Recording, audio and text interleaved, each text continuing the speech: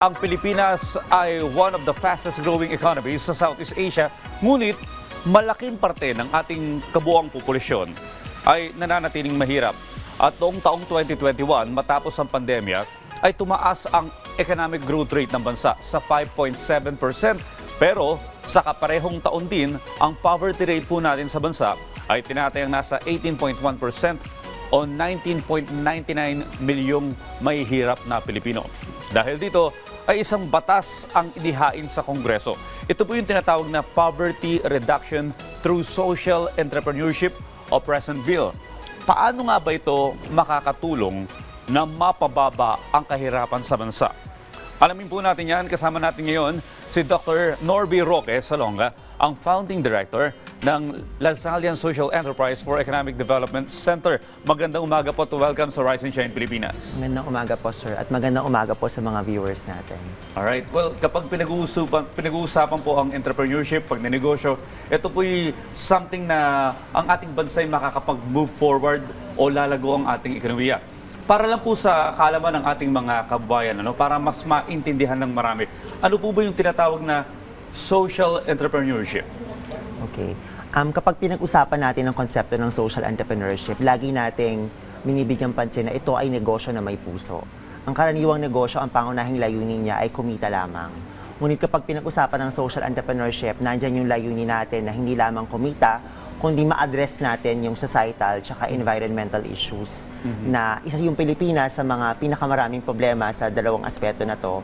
Kaya napaka-importante na yung konsepto ng social entrepreneurship ay sulong talaga natin, hindi lamang dito sa Metro Manila, kundi sa buong bansa. Well, Doc, ano po ba yung mga nilalaman ng present bill? So yung Poverty Reduction through Social Entrepreneurship Bill ay sinusulong ng coalition, ng present coalition, na organisasyon ng mga social enterprises, resource institution, educational institution kung saan ako nanggaling like sa pamantasan ng De La Salle. Ang pangunahing layunin ng bill ay masiguro natin na may tamang suporta yung mga social enterprises sa Pilipinas. Mabigyan natin sila ng pagkakataon na mapalawak yung kanilang market para lumago sila bilang mga social enterprises.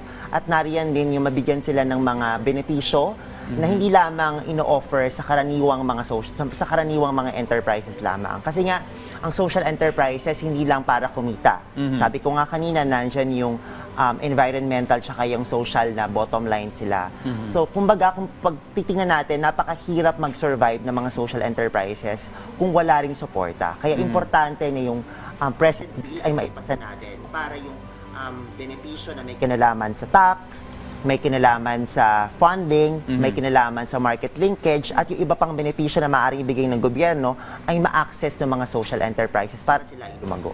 Alright. Ano po ba yung pinagkaiba nitong present bill sa mga existing na batas natin na nagbibigay suporta din doon sa mga maliliit na negosyante? Okay.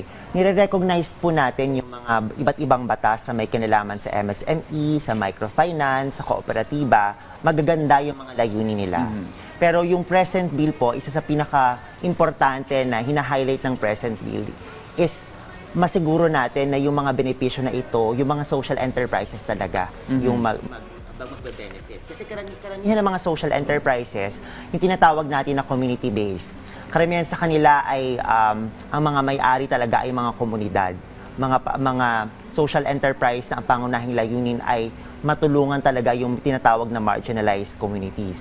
Kumbaga, kung mabibigyan natin ng pansin itong present bill na ito, magkakaroon ng social enterprises na tax benefits na hindi karaniwang binibigay sa mga enterprises. Pangalawa, nandyan yung funding o yung mga grant na kung saan magkakaroon sila ng mga additional na pondo, hindi lamang para mapalawak yung kanilang operasyon, kundi para din matulungan sila sa pagdevelop ng mga product at services na kanilang ino-offer sa market, na ang mga customer din naman at ang general public yung magbe-benefit.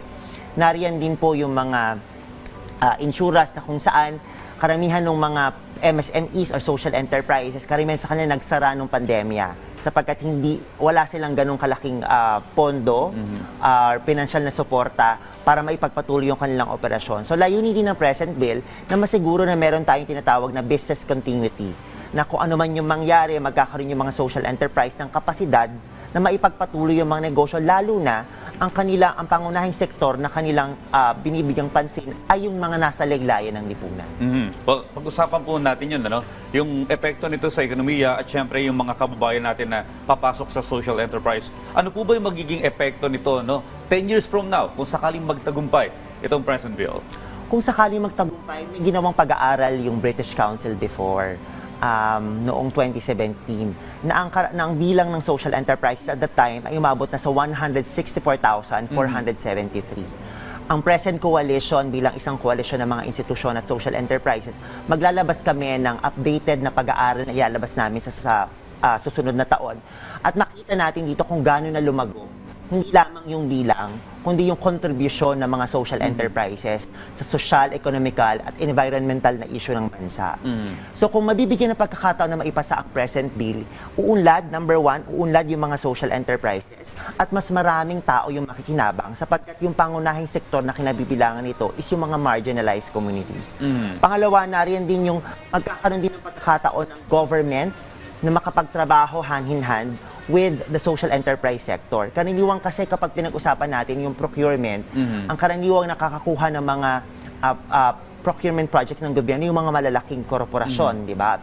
Pero kung mabibigyan natin ng pagkakataon na maipasa ang bill na ito, kahit papaano masusuportahan ng bill na ito yung mga social enterprises na magbigay solusyon or magbigay serbisyo din sa general public. At syempre, pangatlo, mas lalago din yung market ng mga social enterprises at masisiguro natin yung mga product na available natin sa market ay talagang environmentally friendly at socially relevant. Well, sana ngayon magtagumpay yan sa pamamagitan ng present bill para na rin umangat yung kabuhayan ng ating mga kababayan. Hindi lang yung ang choice mo ay mag-abroad para umasenso. Well, muli nakasama po natin si Dr. Norby Roque Salonga. Maraming salamat po and stay safe and advance Merry Christmas po, sir. Merry Christmas po. Thank you.